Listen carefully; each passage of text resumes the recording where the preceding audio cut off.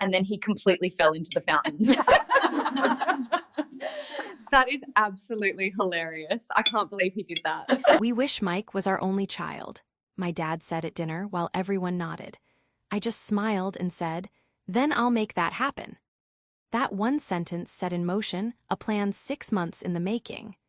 They thought my success was their resource to drain, but they were about to learn that the quiet daughter they ignored was the only thing holding their entire world together.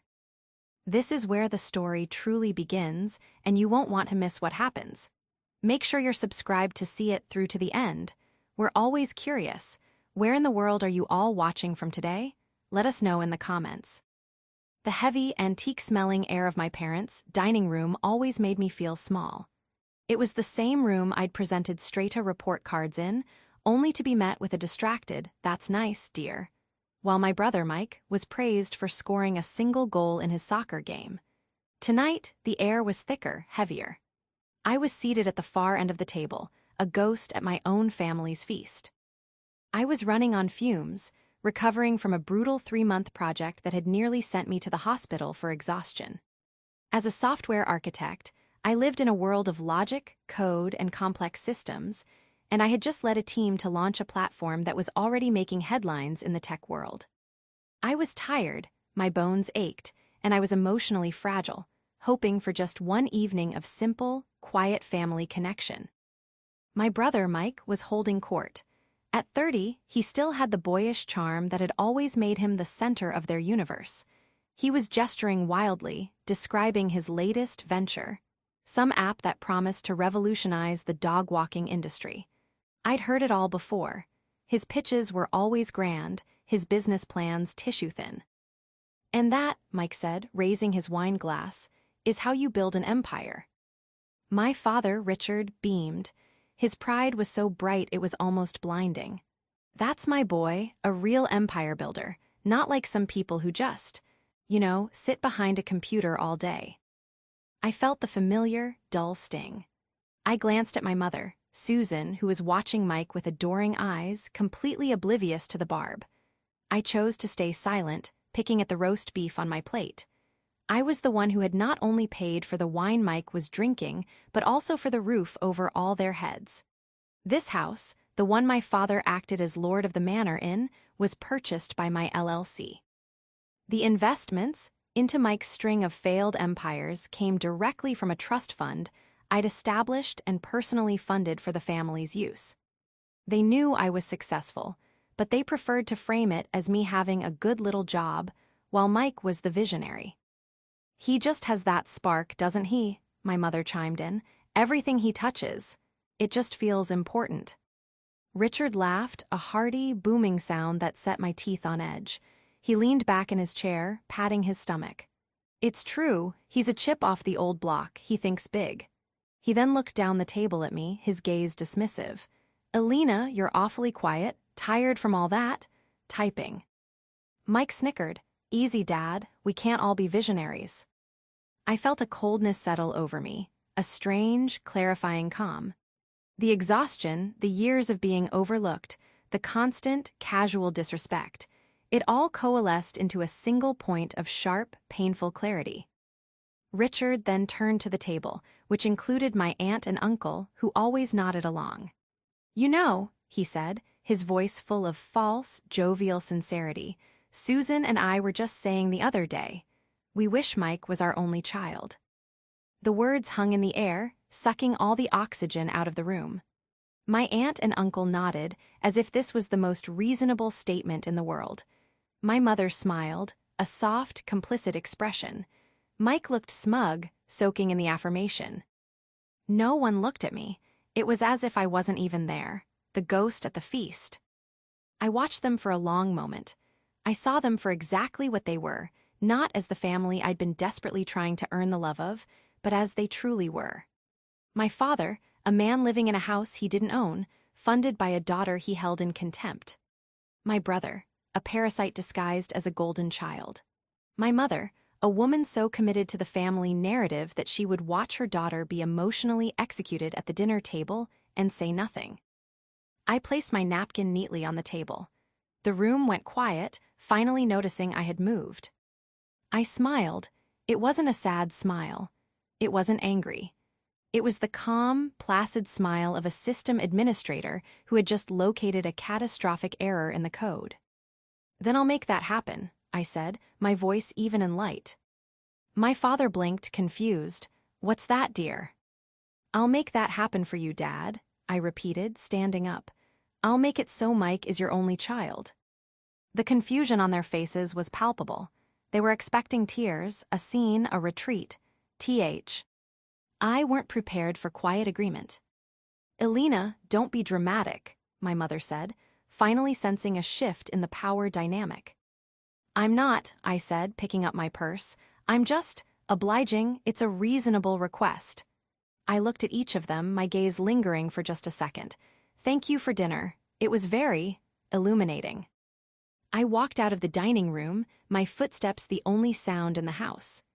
As I opened the front door, I heard my father call out, his voice annoyed, "Well, what's gotten into her?"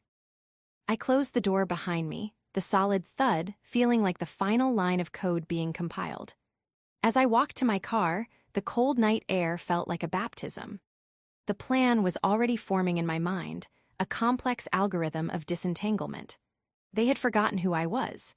They had forgotten that the person who sits quietly behind the computer is the one who builds the systems, owns the architecture, and holds all the keys. The betrayal was worse than any burnout I had ever experienced, but it was also the cure. I drove home in silence, the 20-minute trip feeling like a journey across a newly formed continent. My apartment, a clean, minimalist space that I owned outright, felt like a sanctuary. It was the one part of my life they hadn't touched, hadn't infiltrated with their expectations and passive-aggressive demands. I made a cup of tea, my hands perfectly steady. There were no tears, no storm of rage. Instead, I felt a profound, almost unnerving stillness. The problem had been identified. Now, it was time to architect the solution. For the next 2 days, my phone was silent. No calls from my mother demanding I apologize for my dramatic exit. No texts from my father telling me to stop being sensitive. No entitled messages from Mike about his next brilliant idea. Their silence was their answer. In their minds, I was the one who had misbehaved. I was the one who needed to come crawling back, repentant, to resume my role as the family's silent benefactor and designated scapegoat. On the 3rd day, the phone finally rang. It was my mother. I let it ring 4 times before picking up. "Elena," she said, her voice clipped. "No hello, no how are you?" "Hi, Mom," I said, my tone neutral. There was a sigh, heavy and put upon. "Elena, your father is very upset. You really embarrassed him in front of your aunt and uncle. You know how he is." "I know exactly how he is," I said, sipping my tea. "Well, you can't just say things like that. You know he didn't mean it." "He said it," I replied, and everyone nodded. "You nodded, Mom." She sputtered, a noise of indignation. "I was just trying to keep the peace. You know Mike is in a delicate place with his new business, and your father is so proud. You could have just let it go." "I did let it go," I said. "I let it all go." "Good," she said, completely missing the meaning. She cleared her throat, and I knew instinctively that the real reason for her call was about to surface. The pleasantries were over.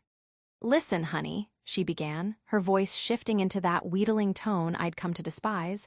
"I was just looking at the calendar, and Mike's rent for his office space is due at the end of the week.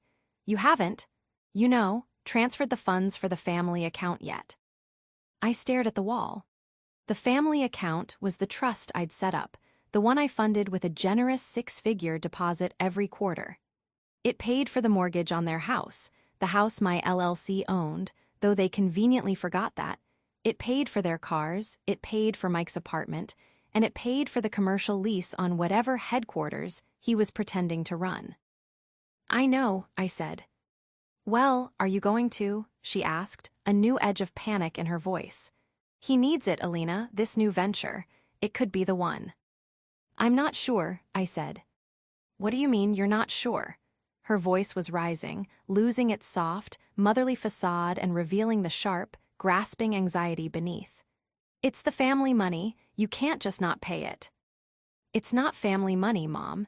It's my money," I said, the words landing with the simple, undeniable weight of truth. It's money I earn from the typing job Dad finds so unimpressive. Elena, this is not the time for your little rebellion, she hissed. Your brother is counting on that. You can't just pull the rug out from under him, from under all of us, your father. He won't stand for it. He doesn't have to, I said. He won't even have to stand at all. The house he's standing in is paid for by me. The ground beneath his feet is owned by me. There was a sharp intake of breath. How dare you, after everything we've done for you? I cut her off. No, after everything I've done for you, and I'm done. You'll regret this, she shrieked. You'll come crawling back and we. I won't, I said, and I hung up the phone. I sat there as the adrenaline began to fade, replaced by that same cold, clear calm. Is was the first test, and I had passed. They didn't see me as a daughter, they saw me as a resource. An uncooperative ATM. My mother hadn't called to apologize for the most deeply cutting remark of my life. She had called because a payment was late. I opened my laptop, the screen illuminating my face in the dim room. My fingers flew across the keyboard, logging into my secure legal and financial portals. The architecture I had built was complex, with firewalls and redundancies designed to protect my assets. I'd built it years ago, not because I'd anticipated this exact scenario, but because my architect's mind demanded order and security. They thought I was just an emotional girl having a tantrum. They thought they could pressure me, bully me, and shame me back into line. They believed they held all the power of family, of guilt, of parental authority. But they had forgotten one crucial thing. They had forgotten that in the 21st century, the person who writes the code, owns the servers, and controls the data doesn't just have a seat at the table. They own the table, and the house it's in. My family's narrative about me was simple and, in their eyes, convenient. Elena was the stable one, the practical one. I was the boring, quiet cog that kept the exciting machine running. The machine, of course, was my brother Mike. This dynamic had been cemented when I was 19. I was in my second year of college, drowning in advanced computer science theory. While Mike, then 16, was the high school football hero, I was spending my nights coding. I built an application, a niche but incredibly effective data sorting algorithm for logistics companies. I sold it to a mid-level shipping firm for a sum that, to my 19-year-old self, felt like all the money in the world. It was a life-changing amount. My first act was not to buy a sports car or a lavish apartment. It was to buy my parents a house. They had been renting a cramped, run-down house, and my father, Richard, was always complaining about his bad luck in the job market. He'd been consulting for as long as I could remember, a vague title that seemed to involve a lot of golf and very few clients.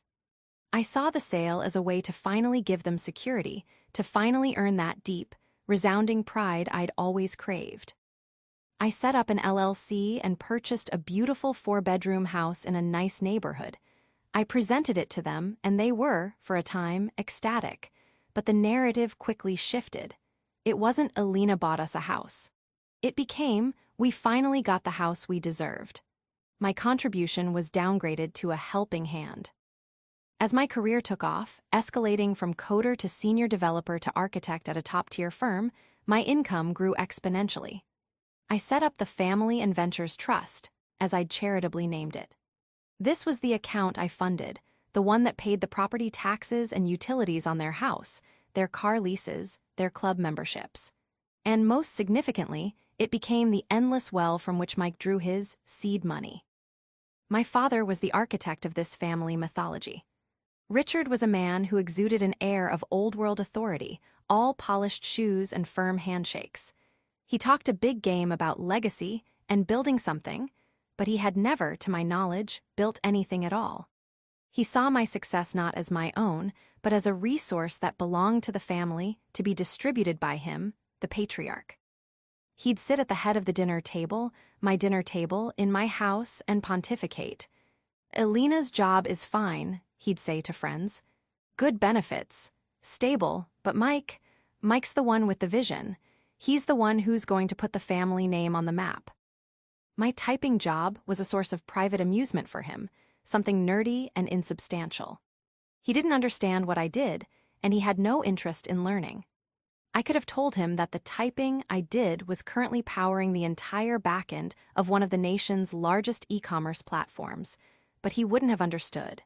It was easier to see me as the dutiful daughter with a high-paying, unglamorous job. Mike, in contrast, was all flash. His ventures were always flashy: a subscription box for artisanal jerky, a bespoke sneaker cleaning service, and now the dog-walking app. They all had one thing in common: they were terribly run and hemorrhaged money. My money. The dynamic was this: Mike would have an idea, my father would declare it genius, and I would receive a call from my mother about investing in Mike's future. My attempts to introduce business plans, to ask for metrics or projections, were met with offense. "Elena, this is family," my father would say, his voice full of disappointment. "We don't treat family like a bank. This is about belief." But that's exactly what they treated me as: a bank, an invisible, unfeeling, infinitely replenishable bank. My mother, Susan, was the emotional enforcer. She was the one who would call me, crying about how stressed my father was, or how Mike was on the verge of a breakthrough if only he had a little more capital. She wielded guilt like a surgeon's scalpel, precisely and devastatingly. This entire ecosystem, this house of cards built on my labor and their entitlement, was what I was up against. They hadn't just insulted me, they had fundamentally misunderstood the power dynamic of the last 15 years. They saw me as a supporting character in the Mike show. They had forgotten that I was the executive producer, the writer, and the entire studio. And I was canceling the show. My call to my mother was the first domino. Now, it was time to push the next one. The rage I'd expected to feel had been replaced by a quiet, focused resolve. This wasn't an emotional outburst.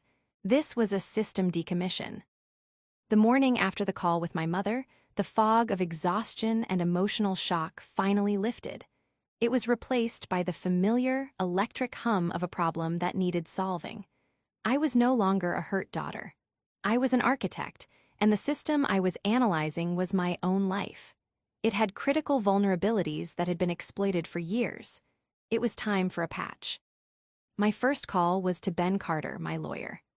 Ben was a sharp, no-nonsense corporate attorney who had helped me structure my LLC and the trust fund years ago. He had, at the time, raised an eyebrow at the one-sided nature of the trust. "Ben, it's Elena," I said, pacing my living room. "Elena, I saw the launch metrics for your new platform. Congratulations. You're going to make a lot of people very rich." "Thanks, Ben. I need to talk to you about another system, the Family and Ventures Trust." There was a pause. What's the crisis?" "The beneficiaries have begun to confuse the administrator with the assets," I said. "It's time for a full security audit and a controlled shutdown." Ben let out a low whistle. "Understood. Where do we start?" "We start with the assets. First, the house on Willow Creek." "The one your LLC owns and your parents reside in," he confirmed. "That's the one. I want to begin the formal eviction process. Give them the legal minimum. 60 days. "That's aggressive, Elena. Are you sure?" "They just informed me they wish I didn't exist. I'm sure." "All right," Ben said, his voice all business. "I'll have the notice drawn up and delivered by a courier by end of day. What's next?" "The trust. I am the sole trustee and the sole contributor, correct?" "Correct. You have absolute authority to dissolve it, freeze it, or set it on fire and throw it in a dumpster." "For now, just freeze it," I said. "Freeze all accounts. No more payments, no more transfers. I want to block the auto draft for the car leases, and specifically, the commercial lease for Mike's Doggy Dash, or whatever it's called this week." "Done," Ben said. "That brings me to the third item, Mike's Ventures. You've invested, and I use that term loosely, a significant amount of capital over the years." "That's my investigation," I said. "I want you to commission a full forensic audit of every dollar I've put into Mike's last 3 businesses. I have the incorporation papers. He made me a silent partner in each. The though I've never seen a dime in returns. I know just the person, Ben said. She's a shark, she'll find everything. What's the endgame, Alina? Are you planning to sue him? The endgame is leverage, I said. The clever trap isn't just that I own everything, it's that I have the receipts for everything they've wasted. I'm not just taking back my property, I'm taking back my power. The rest of the week was a blur of execution. The eviction notice was delivered. The trust was frozen. The auditor began her work. The silence from my family was deafening. It was the silence of disbelief, of people who have pushed a button their entire lives, and for the first time it didn't work. They were probably huddled together, confused, angry, and still, I was sure, blaming me for overreacting. The turning point came exactly 4 days later. My phone lit up with a name I hadn't seen in a week, Mike. I let it ring, then answered, putting it on speaker. "Elena, what the hell is going on?" he yelled. No hello, just pure, unfiltered panic. "Hello, Mike. What specifically are you referring to?" "My office," he shouted. "The lease payment, it bounced, they're threatening to lock me out, and my corporate card was declined. What did you do?" "I didn't do anything, Mike," I said calmly. "Or rather, I stopped doing something. I stopped funding the trust." "What? You can't do that. That's our money," Dad said. "Dad was wrong," I interrupted. "It's my money, and I'm no longer investing in your businesses." "My businesses?" His voice was incredulous. "This is my life. You're ruining me. You're just jealous, that's what it is. You've always been jealous of me and Dad." I almost laughed. Jealous?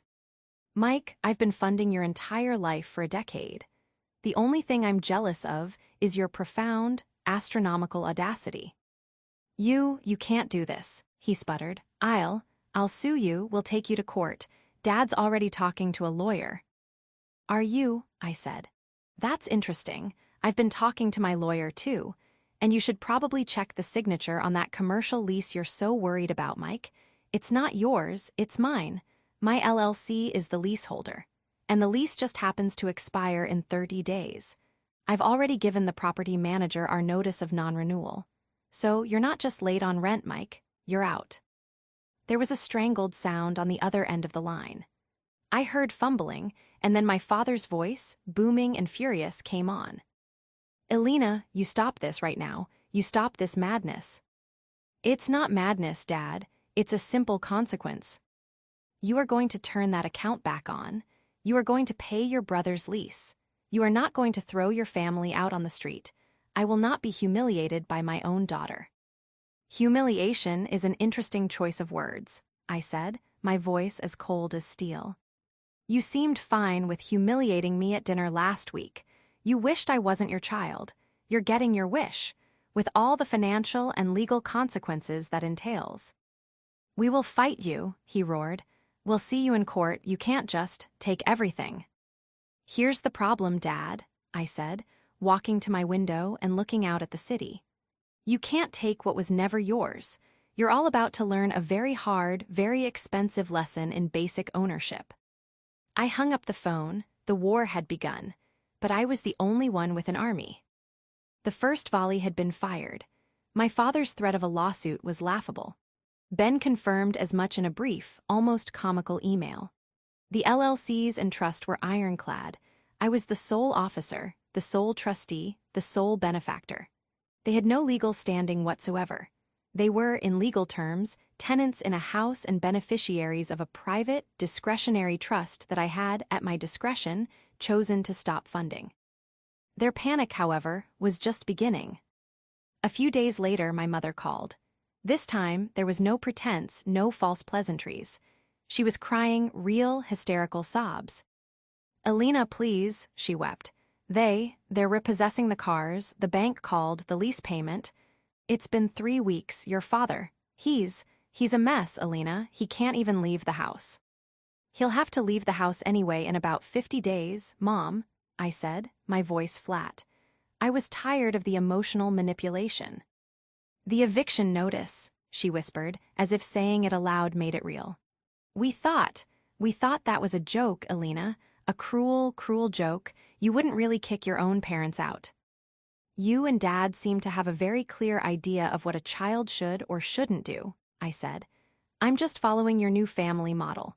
Mike is your only child. I'm just a former business associate. How can you be so cold? She cried. We're your family. You were my family when you all nodded as Dad wished I didn't exist. Were you my family when you called me, not to see if I was okay, but to demand I pay for Mike's office? You can't have it both ways, Mom. You can't treat me like a stranger, like an ATM, and then appeal to me as a daughter. It doesn't work. The logic is flawed. I heard my father grab the phone. You think you're so smart with your logic, he yelled. You've always been a cold, unfeeling girl, just like a machine. You have no heart, Alina. A machine, I said. You're right, I am. I'm the machine you all built. I'm the machine that worked 80-hour weeks to fund your lifestyles. I'm the machine that processed your insults and your ingratitude and still spat out money. But this machine is offline. Permanently. I hung up. I knew this was far from over. They were wounded, cornered, and, worst of all, deeply humiliated. My father's entire identity was built on being the successful patriarch. I hadn't just cut off his money, I had cut off his sense of self. The next confrontation happened a week later. The auditor's preliminary report had come in, and it was devastating. Ben had arranged a meeting at his office. I requested, strongly, that Mike be there. I had a feeling he wouldn't come, so I sent him a small, enticing text. If you want to discuss a potential severance package, be at my lawyer's office tomorrow at 10 a.m. He was there 5 minutes early, wearing a suit I'd probably paid for. He looked thin, stressed, and angry. Okay, Alina, he said as I walked into the conference room. Ben sat at the head of the table. This is ridiculous. You've made your point. You're ruining us. What do you want? I want to go over your severance package, I said, sitting down across from him. Ben, the floor is yours. Ben opened a file. Mr. Last Name, he said, we've conducted a preliminary audit of the last 3 entities you founded, starting with Artisan Jerky Co-op. Mike paled. What audit? My audit, I said. As the primary investor and 50% silent partner in all 3 ventures, I'm entitled to one. Ben slid a summary sheet across the table. What we found, Mike, is not just a series of failed businesses. What we found is a consistent, multi-year pattern of what looks, to my professional eye, very much like wire fraud. Mike's jaw dropped. Fraud, what are you? That's slander. Is it? Ben said, his voice silky smooth. Let's look at Mike's doggy dash. You submitted an investor's report to Alina Well, to her family office, requesting $80,000 for app development and server scaling. But our auditor found that the app was a $500 template you bought online. The server scaling was a $50 a month web hosting plan, the other $74,500. He tapped a second sheet. We found receipts for a luxury car lease, a vacation to Ibiza, and 3 designer watches. Mike looked like he was going to be sick. He looked at me, his eyes wide with panic. Alina, it was startup expenses, building the brand. Building the brand? I repeated, my voice quiet. You stole from me, Mike. You didn't just fail. You actively, deliberately stole from me. You stole from your own sister, who was working herself into the ground so you could go to Ibiza. He stammered, his bravado completely gone, replaced by the terrified child he'd always been. Dad said it was fine. He said the money was just. He said you wouldn't even notice. It was just family money. There it is again, I said. Family money. I leaned forward. There is no family money, Mike. There is only my money, and you've committed multiple felonies with it. He started to break down, his face crumbling. Alina, please. You can't send me to jail. Please, I'll pay it back. I'll do anything. There's your severance package, Mike, I said, standing up. My silence. I'm not going to press charges. I'm not going to sue you for the $500,000 you've stolen from me over the last 10 years. My package to you is my absence. I am walking away, and I am taking my houses, my cars, and my money with me. You are free, Mike. free to go get a real job and build a real life without me there to ruin it for you. I turned to Ben. Ben, if you'll give my brother the full audit report, I'm sure he and Dad's lawyer will find it fascinating reading. I walked out of the room, leaving him sobbing at the conference table. The first major confrontation was over. I hadn't just shattered his perception, I'd shattered the entire illusion his life was built on. The golden child was, in fact, a common thief, and now he knew that I knew. The reveal of the audit sent a shockwave through the family. Mike, in his terror, must have confessed everything to our parents. The dynamic shifted instantly. The angry, indignant phone calls stopped. They were replaced by a new, more desperate tactic, a full-blown smear campaign. My father, Richard, went into overdrive. He began calling extended family, painting me as a cold, vindictive monster. I heard from my aunt, the same one who had nodded at the dinner table, who called to tell me she was deeply disappointed in me. "Your father is a proud man, Alina," she said, her voice dripping with judgment. "And you've taken everything from him. He's broken, and your brother. He's a good boy, he just made some mistakes. Family is supposed to forgive. Family is also not supposed to wish one of their members non-existent, Aunt Carol," I retorted. "And mistakes is a very generous word for grand larceny. You were at the dinner. You nodded. So, with all due respect, your opinion on my family's dynamics is not something I value." I hung up. But their desperation was escalating.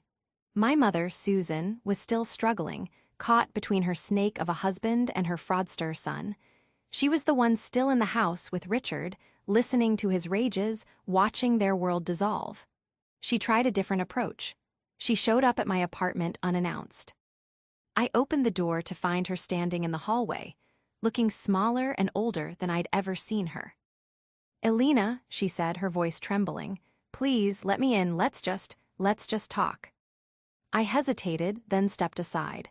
She walked into my clean, quiet apartment and looked around, as if seeing it for the first time. "This is very nice," she said. "What do you want, Moms?" She sat on the edge of my sofa. "Your father, he's not himself, he's talking about how his life is over. He's saying terrible things. This is destroying him, Alina." "He destroyed this," I said, remaining standing. "He built this entire family on a lie, that Mike was the future and I was the utility. He taught Mike that my work, my money, was his to ta. He celebrated it. The only thing that's changed is that I'm no longer paying for the lie." "But it's not a lie," she insisted, her denial still powerful. "Mike, he's not good with details, he has the ideas, he has the vision, you were supposed to be the support." "I was not support, Mom, I was the source, and the source is dry." "Please, Alina," she begged, the tears coming now, just the house, let us keep the house. We'll pay rent, your father can. He can get a real job." The words pay rent and real job sounded so foreign, so absurd coming from her mouth that I almost laughed. "He's 61, Mom, and the house is worth over $1 million. The mortgage, which I pay, is $5,000 a month. The taxes are another $2,000. Can he get a job that will support that?" She crumpled. "We have nowhere to go, we have no money, the accounts, they're all empty, you've left us with nothing." "I left you with exactly what you had before I started my career," I corrected her. "You are in the same position you would be in if I had, as Dad wished, never existed. This is the reality you asked for." "You're a monster," she whispered, the tears stopping, replaced by a cold hatred. "A cold, unfeeling monster. You're no daughter of mine." "That's the second time my parentage has been revoked in a month," I said, opening the door.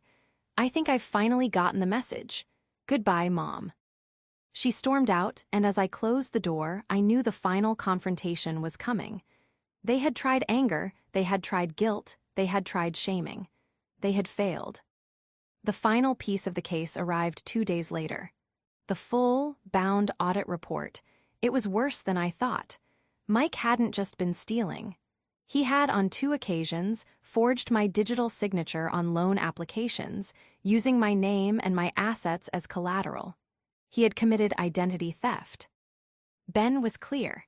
This is no longer a family squabble, Elena. This is a multi-year, felony-level crime.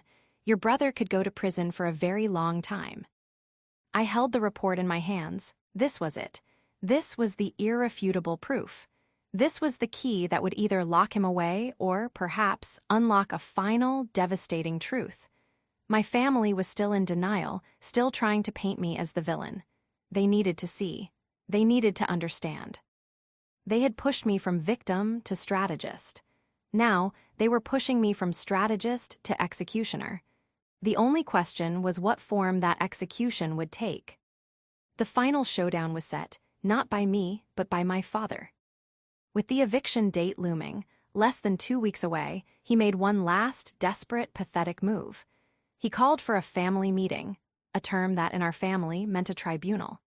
He summoned the extended family, Aunt Carol, Uncle David, and a few others, to the house on Willow Creek.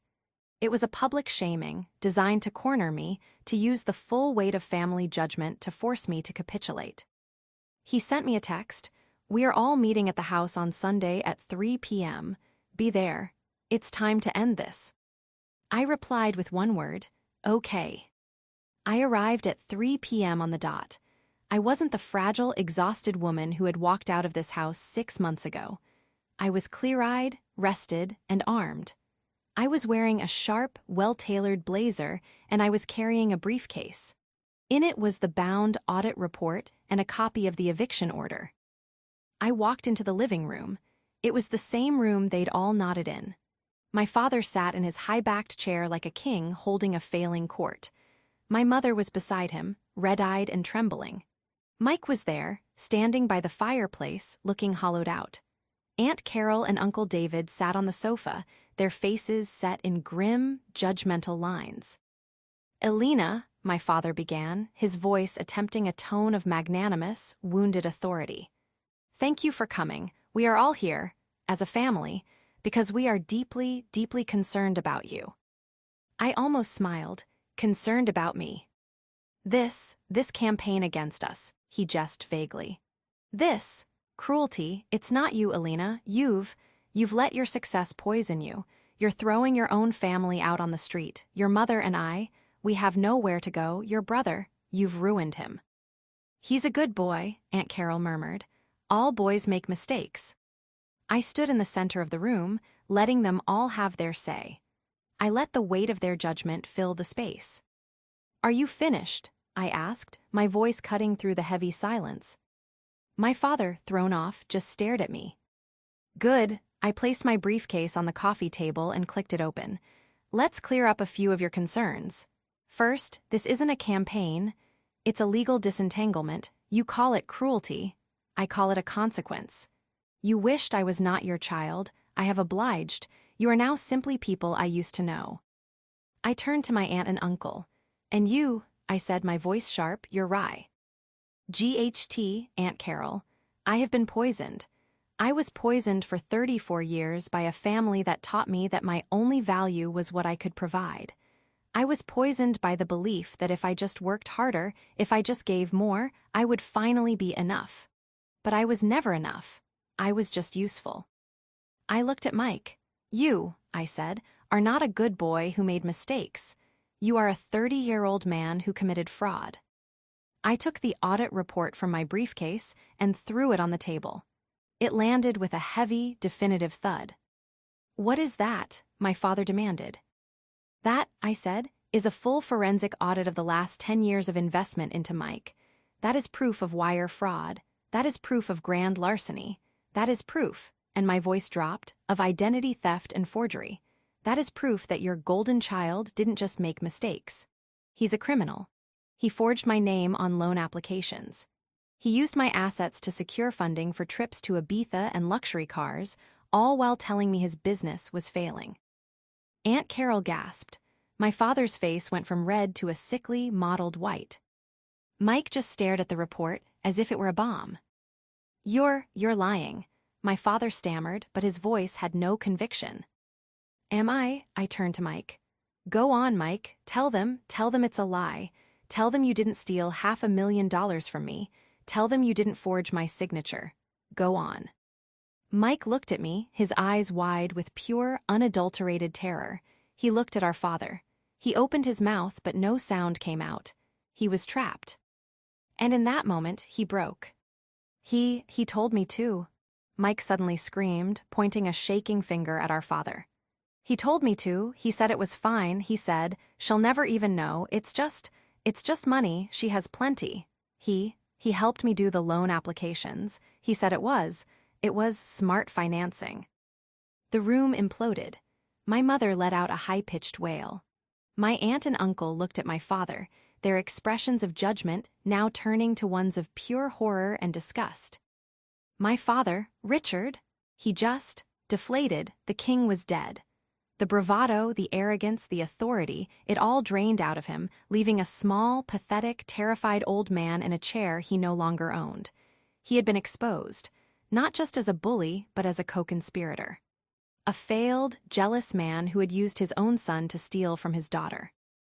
You, my father whispered, staring at Mike with venom, you weak, stupid boy. And you, I said, my voice ringing with finality, are a thief, Dad. You're just a common, pathetic thief who was so jealous of his daughter's success that he'd rather tear her down and steal from her than ever once just say, congratulations. I picked up the copy of the eviction notice and placed it neatly on top of the audit report. The eviction stands, I said to the stunned room. You have 13 days to vacate my property. If you are not out by then, I will have the sheriff remove you. I turned to my mother. Mom, you can come with me, right now. You can leave him. I will set you up in an apartment. I will take care of you, but if you stay with him, you are part of this. You are choosing this. My mother looked at my father, this small, broken man. She looked at Mike, who was sobbing in the corner. Then she looked at me, her eyes full of a new, different kind of hatred. A hatred for the person who had forced the choice. Get out, she whispered. Get out of my house. It's not your house, Mom, I said, my voice softer now, tinged with a deep, profound sadness. It never was. I zipped up my briefcase and walked out of the room. I left them all there, in the ruins of the family they had built, the silence behind me heavier and more final than any explosion. The downfall was not a dramatic, fiery crash. It was a slow, quiet, inevitable collapse. The 13 days passed. On the 14th day, as promised, the sheriff's deputies arrived at the house on Willow Creek. My parents were not there. They had, in the dead of night, moved out, leaving the house in a state of disarray, furniture overturned, trash on the carpets. It was a final, petty act of defiance. It cost me a significant amount to have it cleaned, but it was the last check I would ever write for them. I put the house on the market. It sold in a week. Richard and Susan, as I learned later from my aunt, moved into a small, one-bedroom rental apartment an hour away. The shock of their new reality was profound. My father, stripped of his status, his fine house, and his club memberships, fell into a deep, silent depression. My mother was forced to get a job for the first time in 30 years as a cashier at a local grocery store just to make ends meet. Mike, terrified of prosecution, disappeared. He left town, moving somewhere out west, and cut off all contact with the family. The threat of the audit, the irrefutable proof of his crim. Ease was leverage I never had to use. It was enough that he knew it existed. He would spend the rest of his life looking over his shoulder, and that, I decided, was justice enough. The extended family, once my father's loyal chorus, fell silent. They had seen the truth, and the shame of it was total. Aunt Carol sent me one short email. I am so very sorry, Alina. We never knew. I didn't reply. For me, life became quiet. The constant, low-level thrum of my family's demands and disappointments, a noise I had lived with for so long I hadn't even noticed it, was finally gone. I went to work. I saw my friends. I traveled. I poured the money I had once funneled into the family trust into things that mattered. I founded and funded the Alina last name Scholarship for Women in STEM, a program specifically designed to support young, brilliant women from unsupportive or difficult family backgrounds. I met the first class of recipients, 4 bright, ambitious young women with fire in their eyes, and I told them, "Your success is yours. Don't ever let anyone make you feel small for it." About a year after the showdown, I received a letter. It was from my mother. It wasn't a request for money or a demand. It was just a letter. She wrote that my father was in therapy. She wrote that her job was hard, but that for the first time in her life, the money she held in her hand felt like her own. She wrote 3 simple words that I had waited my entire life to hear. "I am so sorry. You were right." I read the letter, folded it, and put it in a drawer. It was a start. A tentative, fragile bridge across a chasm I had not created, but had been forced to cross. I didn't call her. Not yet. But for the first time, I thought that maybe, one day, I might. My life was my own. I had built my systems, defended them, and then rebuilt them from the ground up. My family had wished I was not their child. I had granted that wish. And in doing so, I had finally, truly, become my own person. The house of cards had fallen, and I was at peace, standing in the quiet, solid foundation of the life I had built for myself.